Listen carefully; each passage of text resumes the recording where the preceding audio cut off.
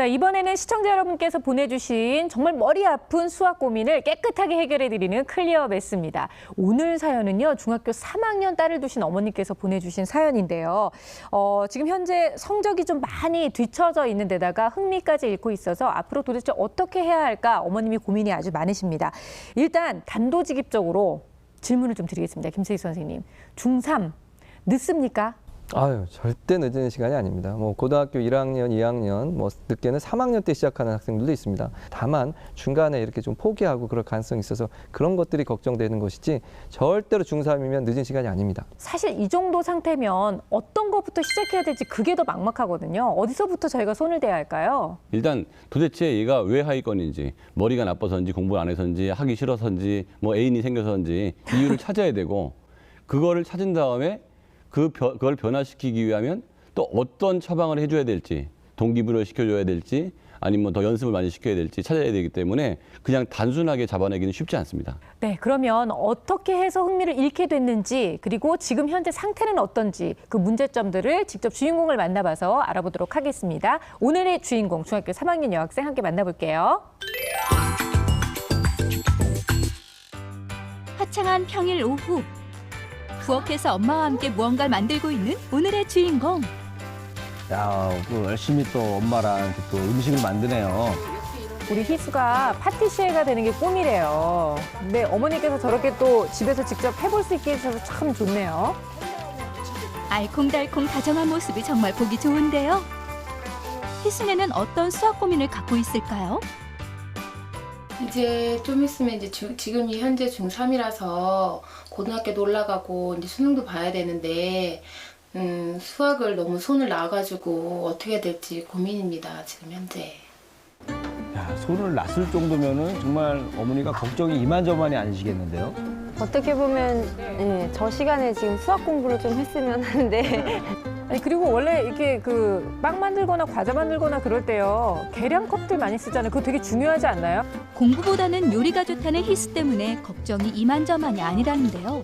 파티시하고는 수학하고 조금 많이 틀리지 않을까 생각을 했는데, 그래도 파티시하면 무슨 정량도 있을 것이고 뭐 계산하는 것도 있을, 그것도 다 맞아야지 이쁜 게 나오는 거니까 아무래도 수학하고도 조금 연관이 있을 거라는 생각은 지금 좀 들거든요. 한 컵 넣었어요, 정확하게? 네, 넣었어요.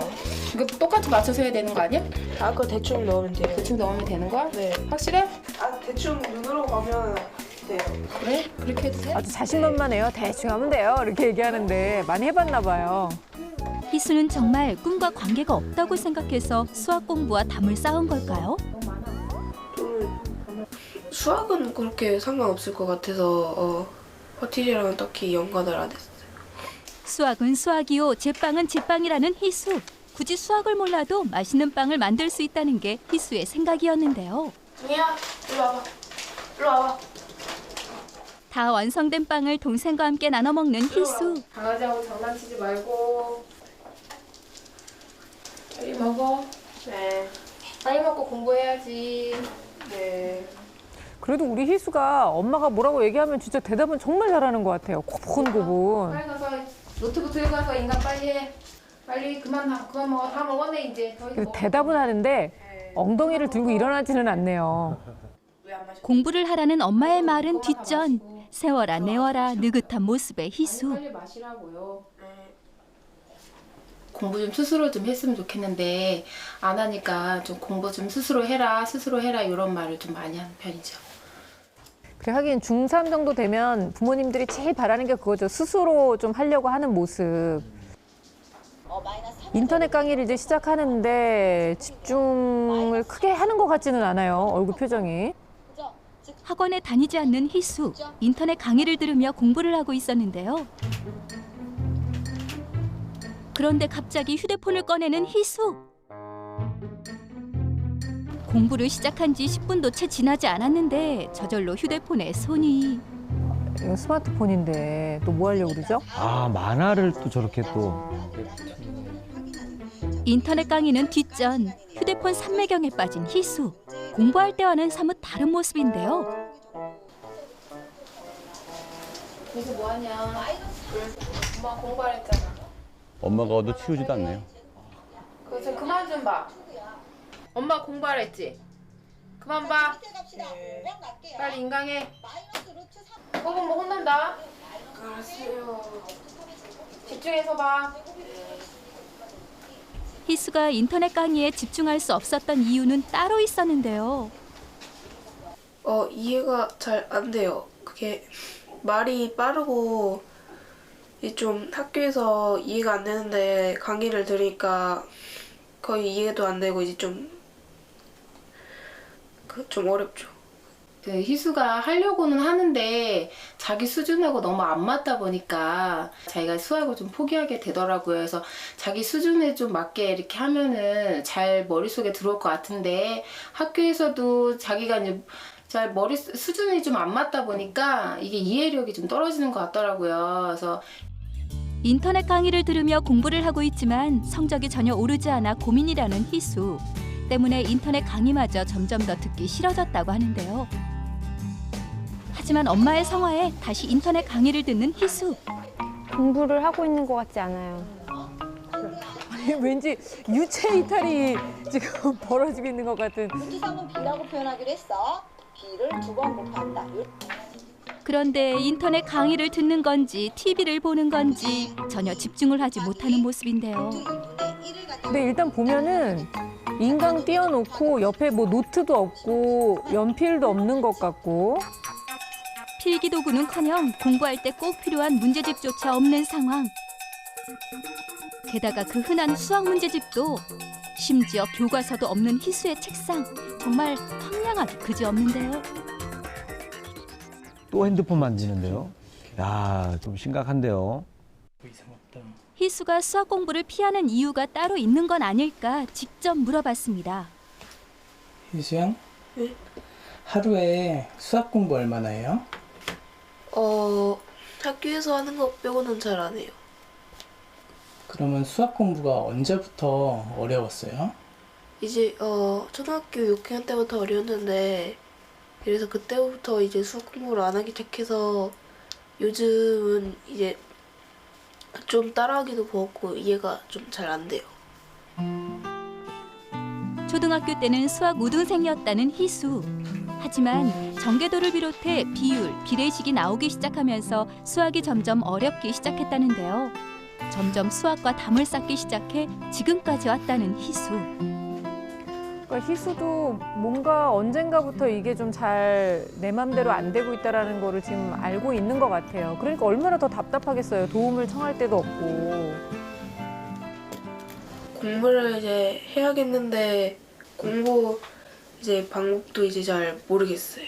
고등학교도 가야 되고 이제 너무 낮으면 고등학교도 못 간다 그러니까 집중도 잘 안 되고 이제 이해도 잘 안 돼서 그게 제일 고민이에요. 수학 공부를 다시 시작하고 싶다는 희수. 선생님 도와주세요. 네, 오늘의 주인공 중3 희수 학생을 함께 만나봤는데요. 일단 저희가 앞에 말씀드렸던 것처럼 현재 그 수학 점수도 많이 좀 뒤처져 있는 상황이고 흥미도 별로 없어 보이는 게 아마 화면으로도 다 느껴지셨을 거예요. 일단은 파티시가 꿈이라고 하는데 계량컵도 쓰지 않아요. 그리고 대충 하면 돼요. 괜찮아요. 하고 본인이 이렇게 얘기하는 거, 이 부분부터 좀 일단 짚고 넘어갔으면 좋겠는데요. 네, 요리는 누구나 할 수 있지만 수학을 잘하는 사람의 요리만 팔리게 될 겁니다.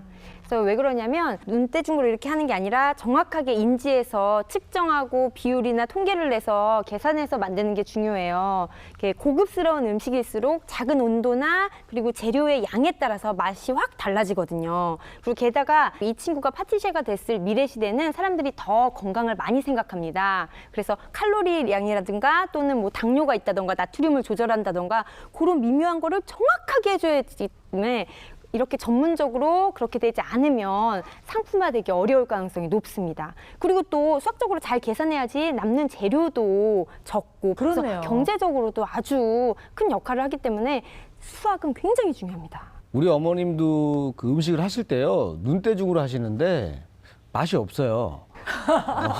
그래서 제가 이제 계량컵을 써라 그랬더니 이제 계량컵을 사용하셔가지고 음식을 만드셨는데 맛이 없어요.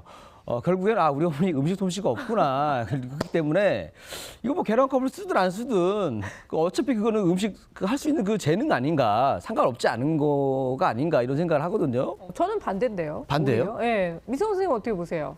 그러니까 파티시에가 된다 그러면 사실 높은 수준의 수학을 할 필요는 없을 것 같아요. 그러니까 독일 같은 학제가 정말 한국에 꼭 들어왔으면 좋겠는 게 독일 같은 경우나 스위스 같은 경우는 중학교 때부터 학교마다 수학을 편차를 두거든요. 그래서 직업을 일찍 선택할 사람들한테는 그 직업에 필요한 만큼의 수학만 시켜요. 네. 그러니까 이 아이 같은 경우도 만약에 파티시에가 정말 목표라면 가장 기본적인 수학을 하는 정도까지만 목표를 낮추는 게 좋을 것 같아요. 성적표를 봤어요. 근데 저는 사실 중학생 성적표를 좀 처음 보는 거라 이게 보고도 어떻게 봐야 되는지 잘 몰라서요. 어느 정도인 건가요, 김택수 선생님? 예, 매우 좋지 않습니다. 시험에는 평가에는 지필평가와 수행평가로 이루어져 있어요. 그래서 뭐 지필평가는 아시다시피 이제 시험지에 이제 문제 푸는 건데요. 수행평가는 조금 다릅니다. 참여도, 뭐 포트폴리오, 서술형 종류가 다양하거든요. 그래서 조금만 적극적으로 어떤 내용이나 범위나 이런 것만 알고 그리고 참여만 좀 해도 얻을 수 있는 점수조차도 지금 못 얻고 있는 상황입니다. 그래서 관심과 어떤 변화의 의지가 필요합니다. 그리고 또 희수가 이 학습에 관심이 없다는 것을 아주 잘 보여주는 장면이 있었죠. 너무 무기력한 장면들. 다른 건 몰라도 이것만은 꼭 좀 고쳤으면 좋겠다는 생각이 들었습니다. 그런 무기력한 자세로 앉아 있는 건 안 하는 거와 동일하다고 생각합니다. 그래서 전문가의 손길 혹은 학교 선생님의 손길이 조금은 필요하지 않을까 이런 생각을 해봤습니다.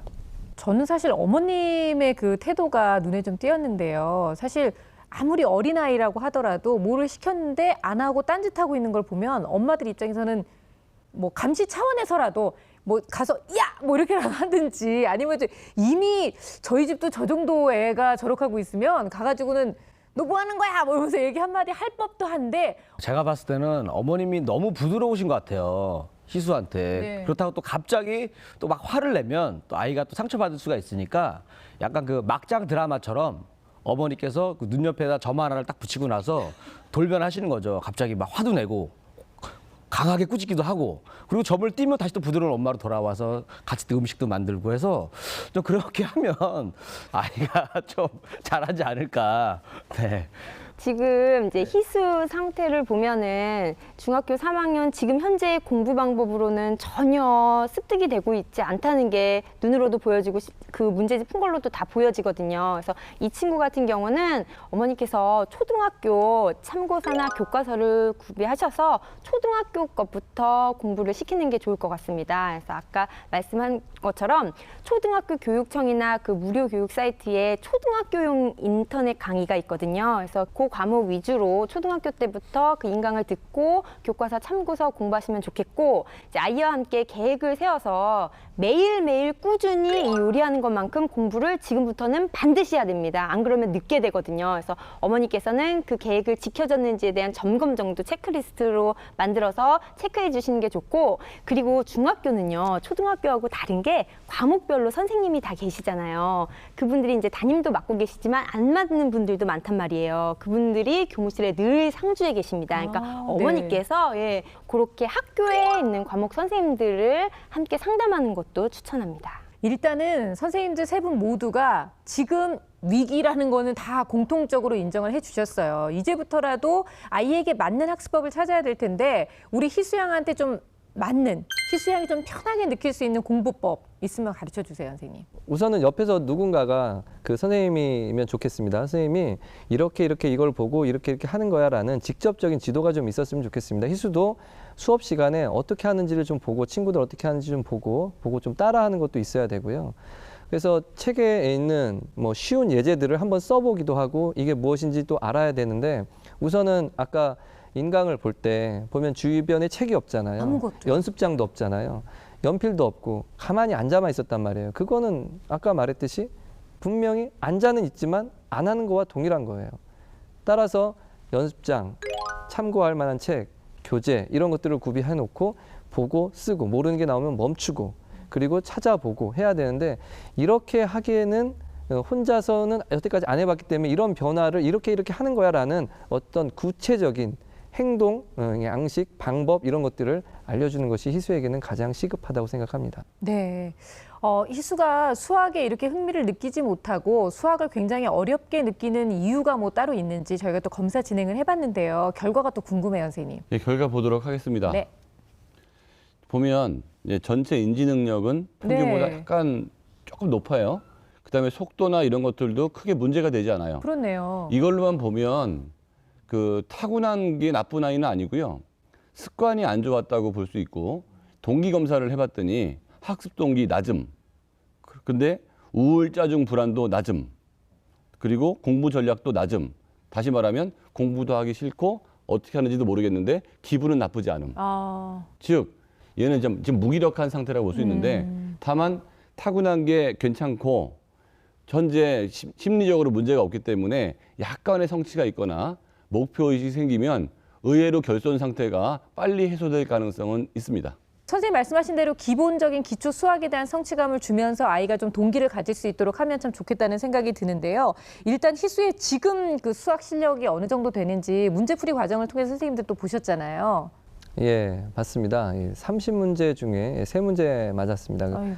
근데 문제는 이런 겁니다. 아주 기초적인 문제도 있거든요. 이 문제 중에 어려운 문제도 섞여 있는데 단순히 어떤 숫자를 대입해서 계산하는 지수의 어떤 계산, 아주 단순한 제곱이라든지 분수 계산이라든지 이런 계산에서조차도 문제가 틀렸단 말이에요. 그리고 어떤 함수에서 값을 대입해서 값이 나오는 것, 역시 곱셈 정도의 연산이라고 할 수 있는데 그런 의미조차도 몰랐다는 것은 역시나 여러 군데 기초적인 능력, 뭐 1차 방식도 못 풀었고요. 따라서 기초적인 것을 채워주면 조금은 분명히 변화가 있을 것인데 그런 것을 좀 해줘야 될 필요가 있다고 봅니다. 네. 그럼 선생님 이런 상황에서는 다시 6학년으로 돌아가야 되는 건가요? 수학을? 그리고 만약에 6학년 걸 한다면 어떤 방식으로 어떻게 시작을 해야 되는 건가요?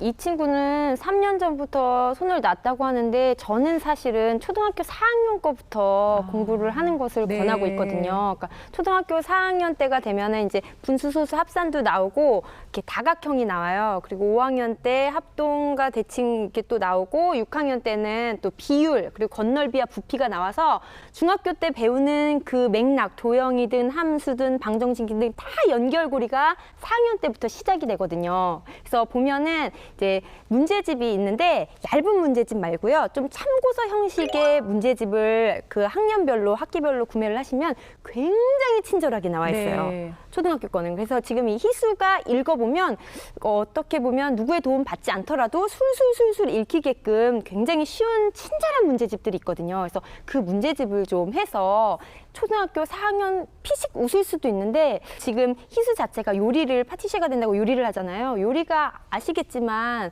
얼마나 귀찮고 번거롭고 그거 부지런하지 않으면 아무도 못합니다. 그럼요. 그리고 나름대로 순서도 이렇게 잘 짜놔야지 헷갈리지 않고 만들 수 있는 게 사실은 요리거든요. 또 강아지들이 입맛이 까다로워요. 달려오잖아요. 그러니까 실력이 좀 있다는 거예요. 그래서 이 부지런한 이 근성 그리고 이 아이는 충분히 할 수 있거든요. 그래서 저는 희수를 믿고 초등학교 4학년 그 참고서형 문제집을 추천합니다.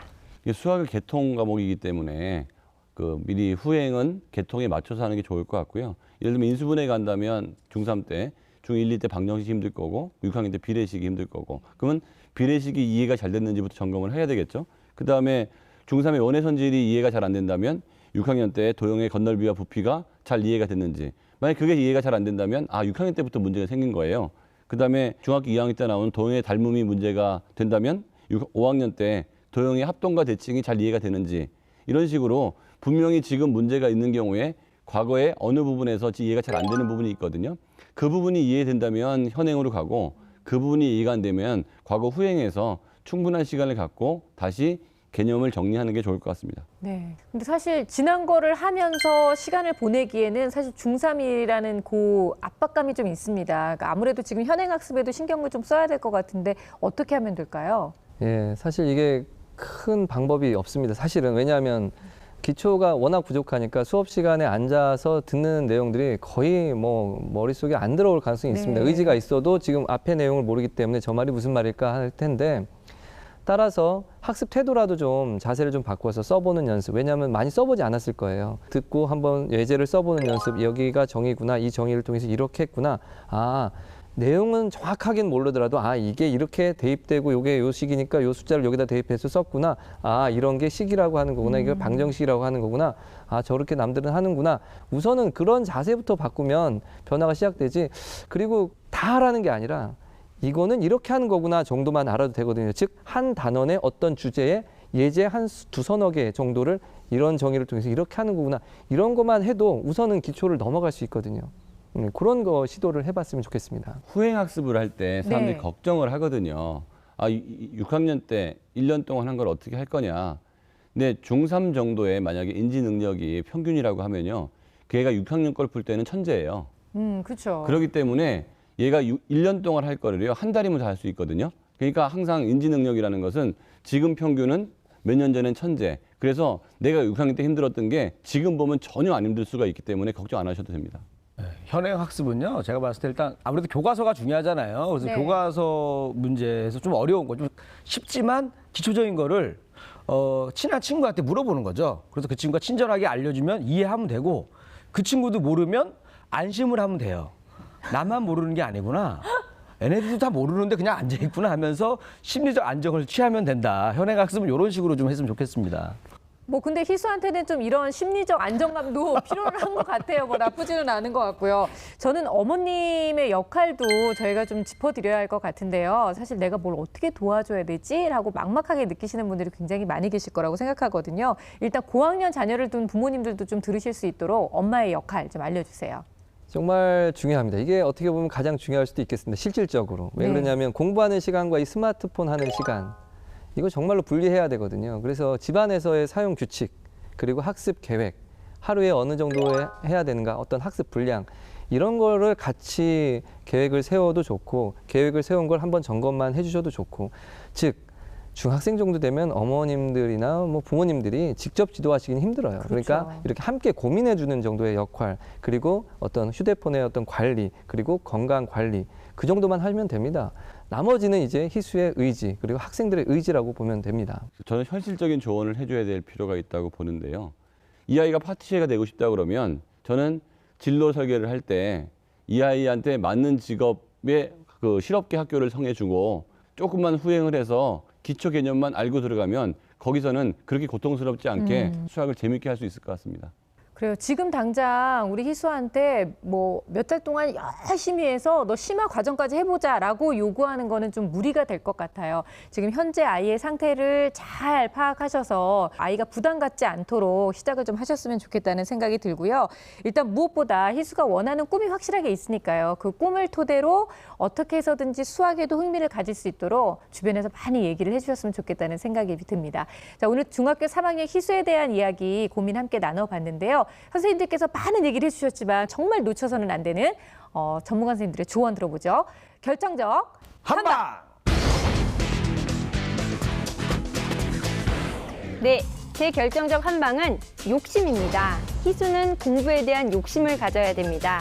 이 욕심은 입시로 진학하는 데도 도움을 주지만 파티셰가 돼서 음식을 만드는 데 전문성을 기르는 데도 큰 도움을 줄 것입니다. 예, 제 결정적 한방은 필요한 만큼입니다. 이 아이가 파티시에가 되고 싶어 하고요. 파티시에가 되는데 필요한 만큼의 수학이 있어요. 공학도가 되겠다는 최고의 수학을 할 게 아니라 나한테 필요한 만큼의 수학만 하게 되면 그때부터 동기도 생기고 수학이 재밌어질 겁니다. 제 결정적 한방은 마라톤입니다. 공부나 인생 모두 다 긴 호흡을 필요로 하는 겁니다. 따라서 천천히 꾸준히 해야 됩니다. 지금은 출발선상에 있는 것과 다름이 없으니 예제만이라도 꾸준히 공부해 보세요.